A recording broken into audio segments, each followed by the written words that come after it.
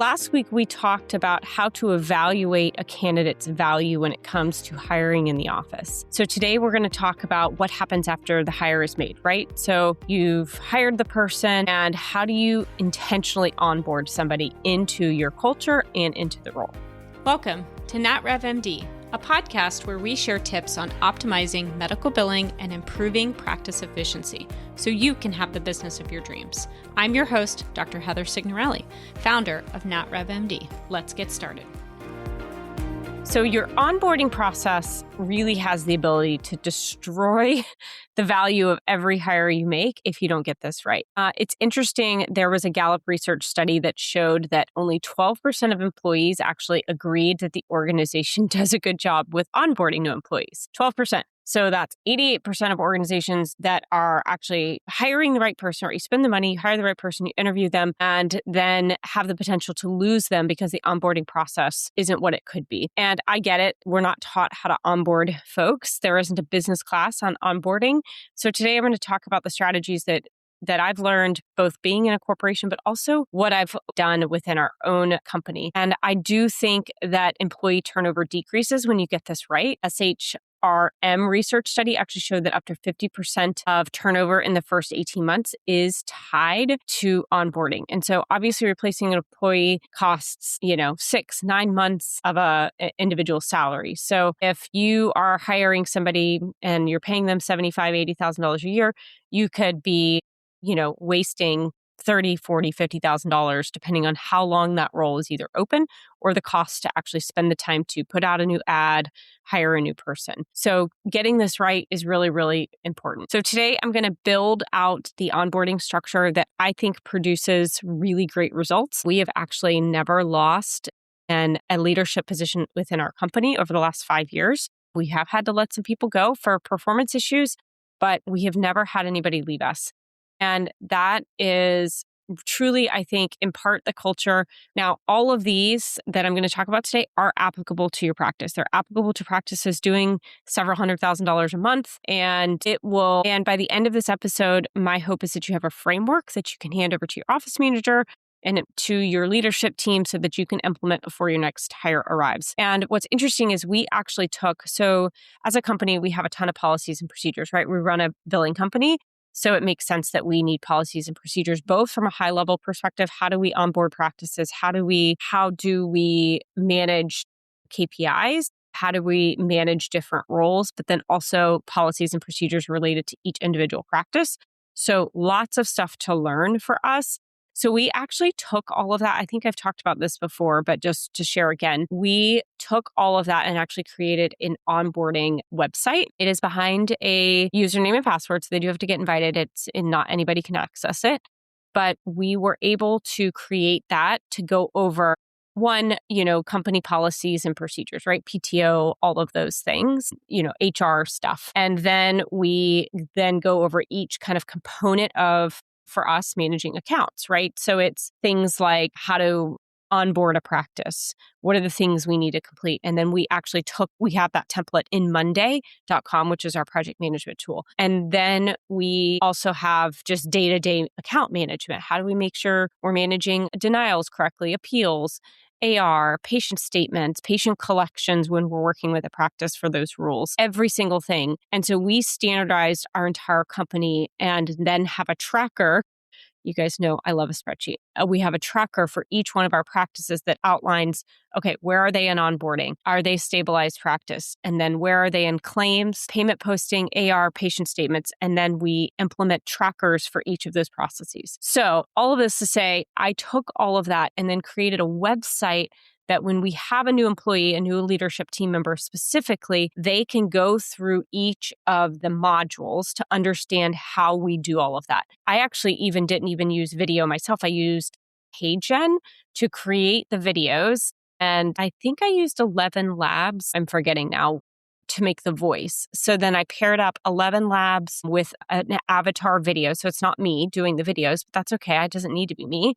And then created the modules so they go through every single part of our company. And I think when you think about traditional onboarding and why it fails is because it's easy to think, oh my gosh, I'm just so glad they're here. I can't wait to just hand them this task of things that have been on my plate I've been covering or so-and-so has been covering. I need to get off my plate so I can actually go do my real job. And so you just hand over all of this stuff. Maybe some of it's organized. Maybe there's, some policies and procedures you have them read, but really you're just throwing them into the role itself. And it's like, okay, gosh, go do all of these things. I want you to think about taking a step back and go, okay, how do I organize what I'm asking this person to do? And obviously you want to make sure that you're hitting the HR stuff, right? PTO, how to take time off, email, computers, HIPAA, all of the, how do I behave within a company? And then it's about how does my company work from start to finish? So for a medical practice, that may be how do I room patients? What are my rules around, late fees or no-show fees, all of the processes around rooming a patient, what vendors you work with, like from a billing company, so say this is an office manager coming in, you want them to know every step of the patient journey. For us, it's every step of the revenue cycle within a practice journey, and lay all of that out and then have an easy way to say, okay, here's a high level, and then do the same thing of here are the 8 to 10 tasks that this role typically manages. And then let's go into the data and metrics and the expectations for each of those roles.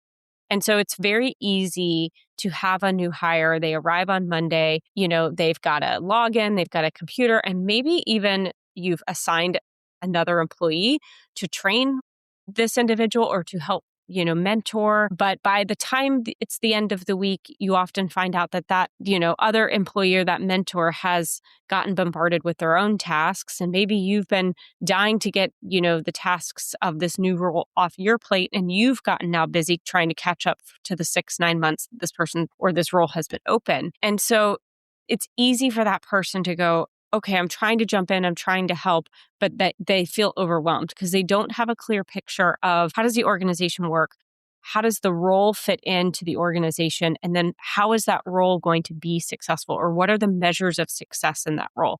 And so having a central place where first you start and you develop what that looks like in your own mind, because you're not going to be able to teach it or share it to somebody else until you get it clear in your own mind. So spending some time going through, okay, what are the HR policies within our company? And again, I know I say this all the time, but with AI these days, you can sit and ask it to help you create, what are the areas that you need to have from an HR perspective? And then working with AI to develop each one of those and make it personalized. Ask AI to ask you questions so it doesn't just spit something out that's irrelevant to you, but really thinking through the process by which you want to onboard somebody. And again, it's not, maybe you're listening to this and you're going, yeah, we don't have a great method for this. We do, fly by the seat of our pants and just somebody has to get jumped in. But I really encourage, especially if you do have high turnover in these roles or in the role that maybe you are fulfilling, maybe it's a front desk person, maybe it's an office manager, to again, really think through the process by which you want somebody coming into your practice because you spent a lot of time hiring this person and maybe they're wonderful and they have all of the values and the ability and maybe even most of the skill set you need. But if you don't pause for thinking through what that first 30, 60, 90 days looks like, that person may not have the best experience and may either quietly or look for a new role or not give it their all. And so the more time and effort you put into really think about how do I want this employee to, what actions do I want them doing before you bring them on? I think the better experience they're going to have. Now, I do want to share, I do find that that organizations can swing in the opposite direction of this, where it's too regimented.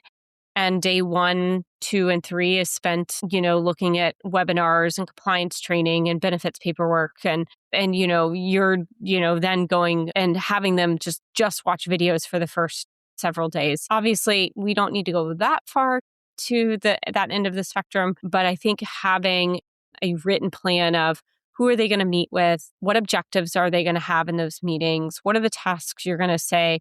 I need you to learn these tasks first so that you can take these over.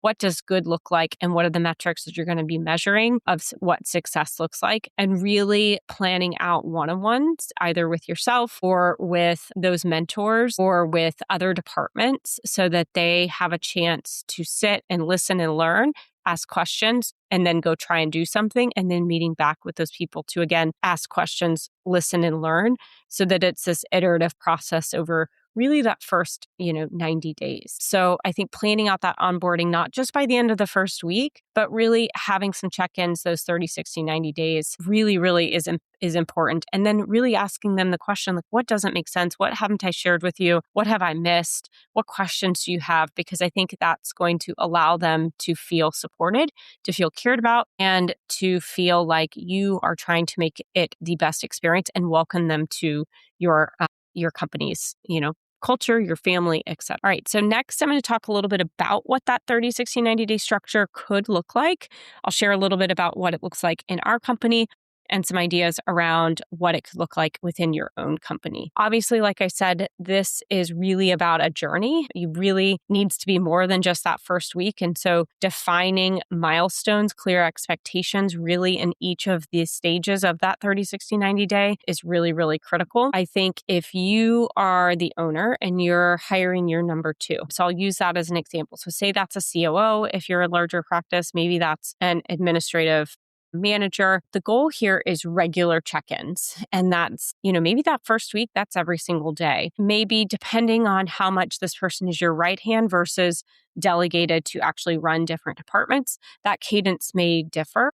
For, someone as a number two in my company, it may be we're meeting every other day while I'm getting them regular meetings with the departments that they're over so that then they can have introductions, spend some time with them, learn about the different practices. For you, it may be an office manager who needs to come in and really sit and learn what each of the departments do, go and sit and shadow the front desk, shadow the MAs, shadow the physicians, shadow the back office, meet with the vendors. So maybe that's that first week's task, is just to go listen and observe with regular check-ins, again, every other day, or maybe even at the end of every day. Each time you meet with them, you could have an opportunity where you go over one culture or one principle or one value about the company so that they start to feel connected and it's not just about the tasks. I think that's really, really important. And then, that second week is, okay, what tasks do you need them completing or owning? And then I think creating that when you're doing that 30, 60, 90-day plan, at the end of 90 days, hopefully they've then learned all of the tasks that they are owners of and that they have realistically taken that on. That doesn't mean that they're not still coming to you in those structured one-on-ones with questions, with, recommendations, but having you help make the decision together until you feel like they've got it and where they can be making decisions independently. And so you have to really go through this structured approach where, really that first 30 days is really about foundations, right? So that may not be a time where they're performing independently, but they're, again, listening and learning. They're figuring out what team members are going to be worked with, what departments they oversee, how the practice works, the software systems, the vendors. So they may not be working completely independent. Maybe they're solving small problems, but it may be taking time. Whereas the second, 30 days, so again, that, 30 day 31 through 60, maybe they're contributing more. Now they've gotten to know their team members and they can start taking ownership for specific tasks while still having that, weekly or maybe, 2 times a week check-ins. Again, it just depends on how much this person is your right hand versus they're independently managing departments. And so your goal as the owner or as another leader is really just to understand and make sure that you're catching any errors before it becomes a pattern, and that this individual is building their own confidence when it comes to making decisions by themselves. But they also feel supported that you're going to catch them should they make a mistake, and that they feel comfortable coming to you going, hey, like in an S-bar situation, here's the situation, here's the background, here's my recommendation, do you agree?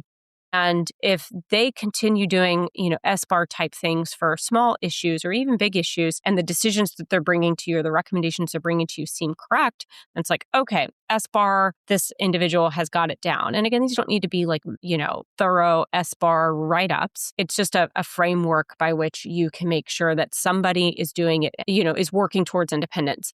I'm a big believer that if I hire a leader, I don't want them coming to me saying, oh, here's the problem, and then no recommendation. The expectation is they know the background of an issue. They've been able to get feedback on an issue. They've dug deep and researched the issue, figured out a few recommendations, and then they're coming to me to just make sure they're on the right track. And so that's very different than you still solving all of their problems in month 2. Then month 3, this is really about them, moving towards independent operations, right? So they're managing their own responsibilities independently. They're identifying problems before they're even assigned to them. And they're really beginning to start to contribute to the team. And this is really about ownership. So that may not be that they've mastered everything, but they're ready to own it. So you're still there to support. And oftentimes, mastery within a project or within a practice maybe may take years. Hopefully not.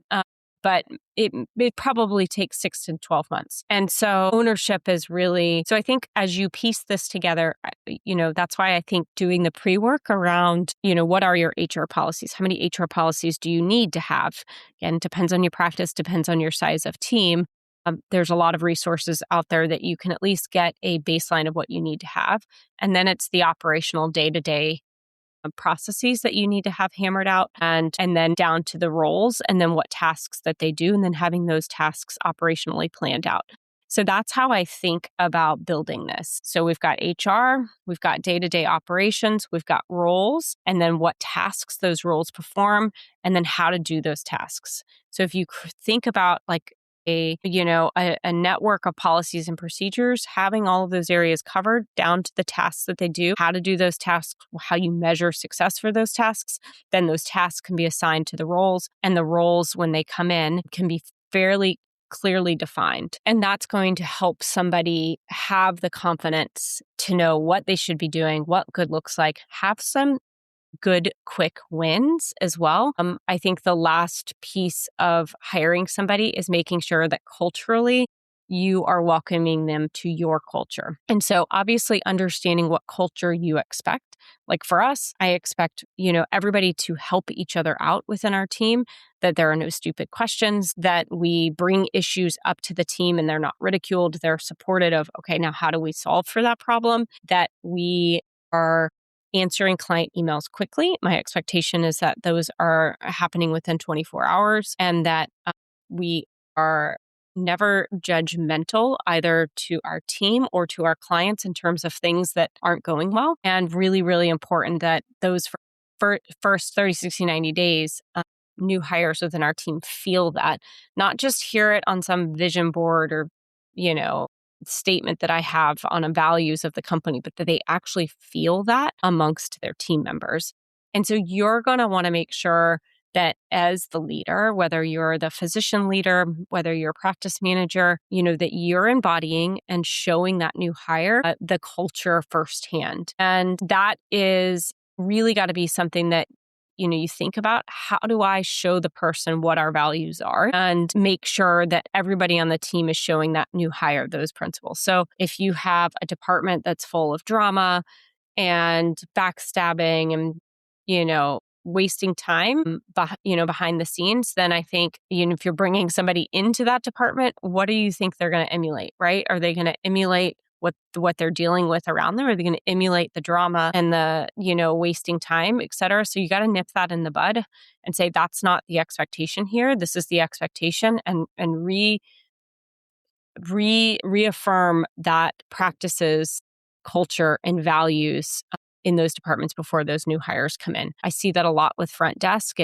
You've kind of got this simmering negative behavior going on, and you got to nip that in the bud. And I really think nipping that in the bud before you hire folks. And if people can't get on board with the culture and the vision and the way you want to operate within your team, put them on a PIP, deal with a PIP. If I need to do a podcast on PIPs, I can, and that's a performance improvement plan. Not an ideal thing. Obviously, talking to people and showing an example is definitely, way more preferred. But if all of that fails and you still have an issue, that's when I think sitting down and really understanding, is this the right person for my team? Putting them on a PIP really helps protect you as well, because if you do have to let go of the staff member, you want to make sure that they understand why that is, and is a really good thing for you guys to have that process hammered out too, hopefully well before you're hiring somebody. All right. So 5 elements that I think can be really, really important from a cultural onboarding perspective is 1, having the owner of the group be able to have a welcome conversation with a new hire. If that person is lower down on the food chain, doesn't need to be a ton of time, but just making sure that they feel welcomed. Talk about, what it meant to open the practice and the patients you serve, et cetera. Make sure that, maybe you have a couple of those touch points during that 30, 60, 90 days. Obviously, if you're their direct manager, that's going to be much more involved, just kind of sharing some ideas that we've seen. Now, I do think really important to have a mentor or a buddy from the existing team be assigned to a new hire. And maybe that's somebody in the same department. Maybe that's somebody from a different department.